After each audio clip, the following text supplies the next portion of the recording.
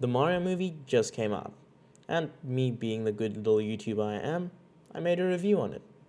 But so did, obviously, everyone else. And the feeling I'm getting from them is that the movie was not bad. I think people were really wary after the trailer. Chris Pratt did a horrible job in those lines, in those particular lines, and people were worried and thought they'd get a funny video out of it. But it was fun. People left with a smile on their face. Was it The Godfather? No, it wasn't. But it was a decent movie. It definitely didn't deserve this score. How is the audience score double the critic score? To put it simply, critics just didn't have the same experience as the majority of people who went to watch the movie.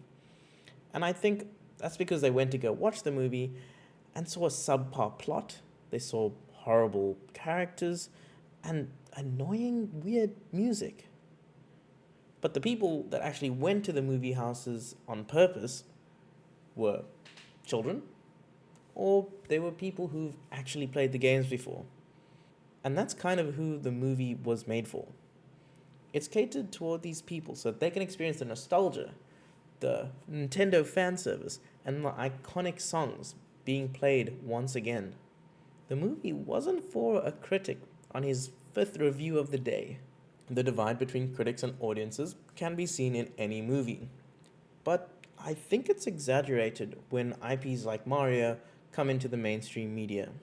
They don't get the references, they just aren't cultured.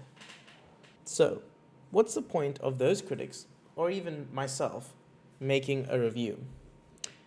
Well, for me at least, it's to connect on a deeper level with audiences and people around the world. And when I look at a review, it's because of one of two reasons. Either I just want to find out more information and see if I really want to go spend money on watching a movie. And two, I've already seen the movie and I just want someone to agree with me. I mean, how often have you watched a review just to make sure that their feelings align with yours? And when they disagree, you just take to the comments and rip them a new one. And that's normal because we all experience media differently, because we've all had different experiences up until this point that shape how we feel about things. People can be very passionate about something and you just don't care at all, or you just don't really understand where the passion is coming from, which creates a scenario where people's feelings and their views aren't aligned. You shouldn't trust critics because they're not you.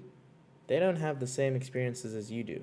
And maybe if you're in an echo chamber or if you're in a specific community or group, they might share very similar views. But critics that don't exactly fit those niches, they'll definitely have varying opinions. And it's up to you to decide if you want to respect those feelings. The gap between critics and audiences won't change. But it's a healthy benchmark. After you've experienced something, think for yourself. Don't let someone else's opinion sway what you think of a certain media. If you enjoyed a movie and no one else did, hold on to that feeling and don't be swayed by other people's opinions. No one can take your experience away from you. Unless they say One Piece is shit.